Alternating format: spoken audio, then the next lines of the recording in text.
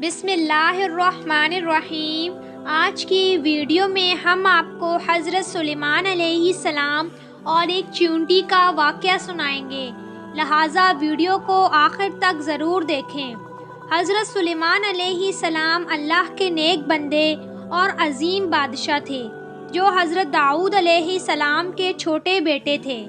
اللہ تعالیٰ نے اپنے پیغمبر حضرت سلیمان علیہ السلام کو پرندوں سے باتیں کرنے کا علم عطا فرمایا تھا، بلکہ آپ کیڑے مکوڑوں اور سب مخلوقات کی زبان کو سمجھتے تھے اور ان سے انہی کی زبان میں باتیں کیا کرتے تھے۔ آپ بہت ہی رعب اور دبدبے والے بادشاہ تھے۔ آپ کے لشکر میں ہر مخلوقات الگ الگ گروہ میں منتقل تھی۔ شیطان کا گروہ، جنوں کا گروہ، انسانوں کا گروہ، حیوانات کا گروہ اور پرندوں کا گروہ، یہ سب اپنے اپنے مقام پر قطار بنائے کھڑے رہا کرتے تھے۔ اللہ تعالیٰ نے قرآن مجید میں حضرت سلیمان علیہ السلام کا ایک بے مثال واقعہ پیش کیا ہے، جس کے مطابق ایک مرتبہ حضرت سلیمان علیہ السلام جنوں اور حیوانات کے ساتھ عظیم الشان لشکر کو لے کر کہیں تشریف لے جا رہے تھے۔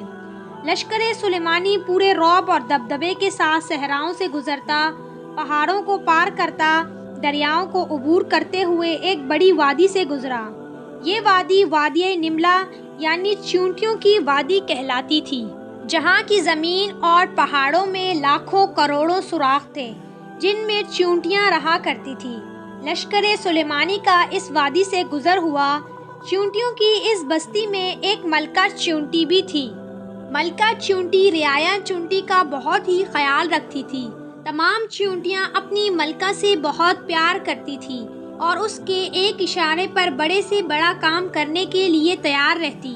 اس وقت ملکہ چیونٹی بہت سی دیگر چیونٹیوں کے ساتھ وادی میں گھوم رہی تھی کہ اچانک اسے زمین میں عجیب سی دھمک محسوس ہوئی۔ وہ چونک کر رک گئی اور زمین سے آتی آواز کو غور سے سننے لگی۔ ملکہ چیونٹی بولی، لگتا ہے بہت بڑی فوج ہماری وادی کی طرف آ رہی ہے۔ یہ ضرور حضرت سلیمان علیہ السلام کا لشکر ہے۔ دیگر چیونٹیوں نے بھی اس کی بات سے اتفاق کیا۔ جلد ہی حضرت سلیمان علیہ السلام کی فوج قریب آن پہنچی۔ حضرت سلیمان علیہ السلام اپنے تخت پر سوار اپنی فوج کے ساتھ آ رہے تھے۔ چیونٹیوں کی ملکہ نے چیخ کر کہا، سلیمان علیہ السلام کی فوج قریب آن پہنچی ہے۔ میں حکم دیتی ہوں کہ تمام چیونٹیاں اپنے بلوں میں چلی جائیں۔ سلیمان علیہ السلام ہمیں نقصان پہنچانے کے لیے نہیں آ رہے، مگر انہیں کیا معلوم ہماری کافی تعداد اس وادی میں موجود ہے اور زمین پر رینگ رہی ہے، لہٰذا کہیں لشکر ہمیں بے خبری میں کچل نہ ڈالے۔ حضرت سلیمان علیہ السلام 3 یا 5 میل کی دوری پر تھے، لیکن آپ تک ملکہ چیونٹی کی آواز پہنچ گئی۔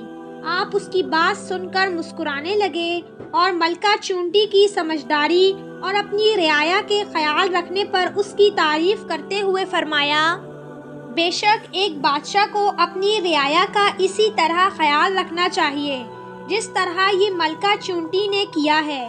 آج سائنس چیونٹیوں کے جس بولی پر زوروں سے ریسرچ کر رہی ہے اور حیرت زدہ ہے، وہیں قرآن مجید نے 1400 سال پہلے ہی حضرت سلیمان علیہ السلام کے اس واقعے کے ضمن میں یہ واضح کر دیا تھا کہ یہ مخلوق بھی بولتی ہے اور سمجھتی ہے، لیکن اس زمانے میں ان واقعات کو محض قصے کہانی اور افسانے قرار دیا گیا، جیسا آج سائنس ماننے پر مجبور ہے۔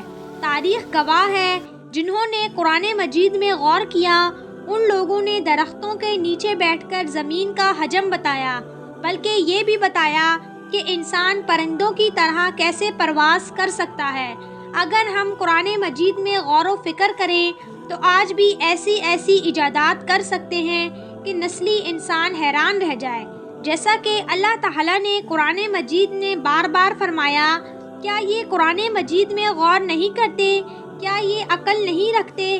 اس میں عقل والوں کے لیے بہت سی نشانیاں ہیں۔ امید ہے کہ آپ کو یہ واقعہ پسند آیا ہوگا۔ اس طرح کی مزید اسلامک ویڈیوز دیکھنے کے لیے ہمارے چینل کو سبسکرائب کریں، ویڈیو کو لائک شیئر ضرور کریں۔